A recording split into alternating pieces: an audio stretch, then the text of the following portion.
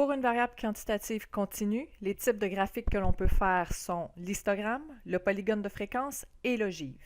Dans cette vidéo, on va regarder comment construire un polygone de fréquence et une ogive à partir de la variable salaire, dont le tableau de distribution est déjà créé à partir de la vidéo « Construire un tableau de distribution pour une variable quantitative continue ». On va commencer avec le polygone de fréquence. Donc, le polygone de fréquence, on sait qu'on doit tracer un point pour chaque milieu de classe et pour les valeurs de Y, le pourcentage ou le nombre d'employés dans notre exemple. Au lieu d'aller sélectionner la colonne des pourcentages pour aller insérer mon graphique, ce que je vais faire, c'est que je vais aller copier la colonne des pourcentages. Je vais aller la coller à côté, ce qui va me permettre d'aller ajouter une classe qui précède la première qui contient 0% de données. Et je vais aller chercher une classe qui suit la dernière qui contient 0% des données. Et ces deux valeurs-là, ça va me permettre de fermer mon polygone de fréquence. Ça, c'est pour les valeurs de Y. Pour ce qui est des valeurs de X, c'est le milieu de la classe que je dois utiliser. Et pour fermer mon polygone, j'imagine une classe qui précède la première, donc la classe 35-40 000, et je relie le milieu du sommet de ce rectangle, donc vis-à-vis l'axe horizontal, comme étant le premier point de mon graphique. Alors, je vais aller chercher ici quelles vont être les valeurs sur l'axe horizontal, donc j'ai besoin des milieux de classe. Alors ici, la classe 35 000, 40 000, le milieu, c'est 37 500. Je vais écrire 37,5 et je vais aller ajouter dans le titre de l'axe que les salaires sont exprimés en milliers de dollars. Ce sera juste un peu plus allégé. Et je vais faire la même chose pour chacune des classes. Comme chacune des classes font des bonds de 5 000, je sais que le milieu de classe vont faire également des bonds de 5 000. Alors, si j'utilise la fonction d'incrémentation d'Excel, en sélectionnant les deux premières valeurs, je peux, avec la poignée de recopie, automatiquement compléter les milieux de classe. Excel va comprendre qu'il doit faire des bonds de 5. Si je vérifie cette classe-là, le milieu, c'est bien 82 500. Une fois que ça c'est fait, je peux aller sélectionner la colonne ici des fréquences relatives, incluant les zéros. Dans le menu Insertion, je vais aller chercher ici la ligne brisée, le premier modèle. Ce que je peux faire dans les options du graphique, faire afficher le titre des axes.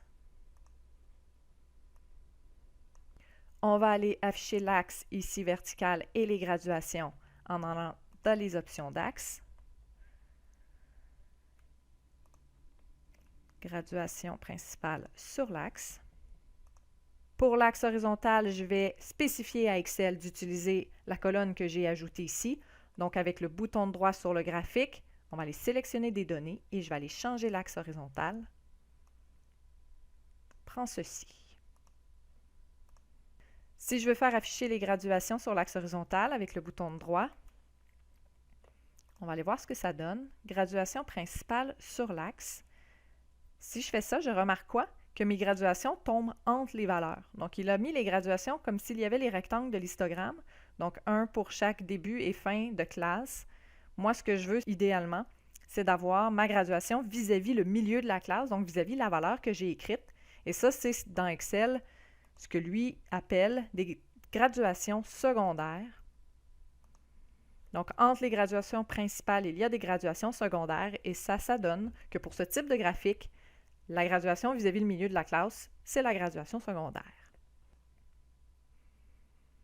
Ce qui me reste à faire pour compléter mon polygone de fréquence, donner un titre à mon graphique, répartition des unités statistiques selon la variable. Sur l'axe horizontal, j'ai le salaire en milliers de dollars.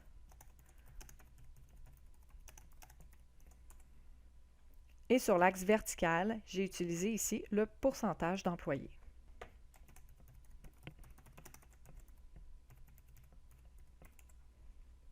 Il ne me reste maintenant qu'à aller mettre les axes en noir avec des flèches.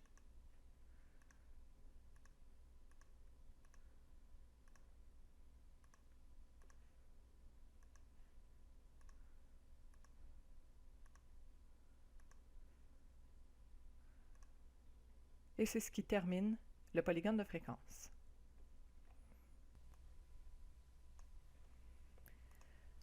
On va aller maintenant regarder comment construire l'ogive de cette distribution.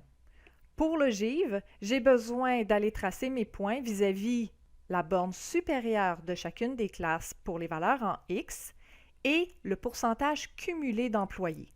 Donc, j'ai besoin d'aller chercher ici la valeur cumulée du pourcentage des employés. Donc, ce qu'on va faire, c'est qu'on va aller additionner ici chacun des pourcentages dans une nouvelle colonne qui correspondra à mes pourcentages cumulés. Donc, on commence toujours avec un 0%. Et ensuite, je vais aller chercher la somme de tout ce qui précède, incluant la valeur où je me trouve. Donc, plus petit que 45 000, il y a 2% des employés. Donc, je vais aller dire à Excel, pour le contenu de cette cellule-là, fais un calcul. Donc, je commence avec un symbole d'égalité et je veux qu'il calcule quoi? Bien, le pourcentage d'employés dans cette classe plus tout ce qui précède pour cumuler les pourcentages. Le pourcentage cumulé qui devrait aller dans cette cellule, bien, en bas de 50 000 $, j'ai les 12 employés qui ont répondu 45 à 50 000, plus tout ce qui précède, le 2% qui est ici. Alors, dans cette cellule, avec un symbole d'égalité, je vais dire à Excel de prendre la nouvelle valeur, le 12%, plus tous les pourcentages qui précèdent. Si je prends mes valeurs ici et que je les incrémente, Excel comprend qu'il doit faire des bonds de 5. Je peux faire la même chose avec les formules dans Excel. Donc, si je prends la formule qui est ici, D20 plus F19, je peux la recopier vers le bas. Et si je recopie une formule vers le bas, Excel comprend qu'il doit changer les cellules utilisées dans le calcul vers le bas. Donc, si je copie cette formule-là vers le bas une fois, au lieu de prendre D20, il va prendre D21, et au lieu de prendre F19, il va prendre F20, ce qui va donner dans la ligne d'en dessous, D21 plus F20. Donc, il va prendre le pourcentage de données dans la classe 50 à 55 et il va aller additionner tout ce qui précède le 14%. Alors, la dernière cellule ici, c'est le 4% de ma classe plus tout ce qui précède, ce qui donne bien un total de 100%. Pour l'axe horizontal, je dois utiliser non pas les milieux de classe, mais les bornes supérieures de chacune des classes. Alors, je vais aller ici cliquer avec le bouton droit sur le A pour aller m'insérer une colonne. Donc, je vais pouvoir aller ajouter mes valeurs pour l'ogive ici. Et je vais aller indiquer la borne supérieure de chacune des classes. Je peux utiliser la poignée de recopie. Tout le monde a répondu plus petit que 85 000. Donc ça, ce sera le dernier point de mon ogive.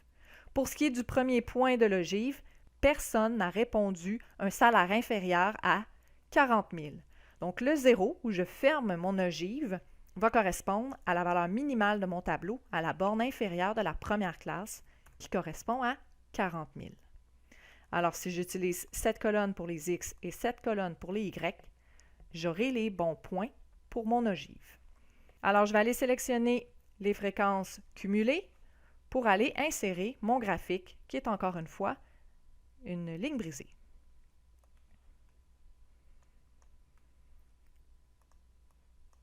Je vais aller afficher le titre des axes. Je vais aller changer les valeurs sur l'axe horizontal pour demander à Excel d'utiliser cette colonne. Donc, en sélectionnant des données.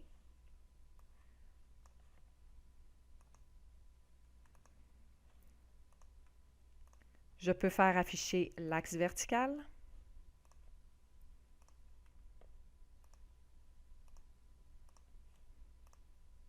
Je vais faire afficher les graduations sur l'axe horizontal. Encore une fois, si j'utilise les graduations principales, je remarque que mes graduations se trouvent entre mes valeurs, ce que je ne veux pas. Alors ici, je vais choisir les graduations secondaires. Maintenant, ça fonctionne. Et je vais aller nommer mon graphique et chacun de mes axes. Le titre du graphique pour une ogive, ce n'est plus répartition des unités statistiques selon la variable, c'est une répartition cumulée des unités statistiques. Donc, répartition cumulée des employés selon le salaire. Sur l'axe horizontal, c'est toujours des salaires exprimés ici en milliers de dollars. Et sur l'axe vertical, je n'ai pas utilisé les pourcentages d'employés, j'ai plutôt utilisé cette colonne ici que je pourrais nommer pourcentage cumulé d'employés.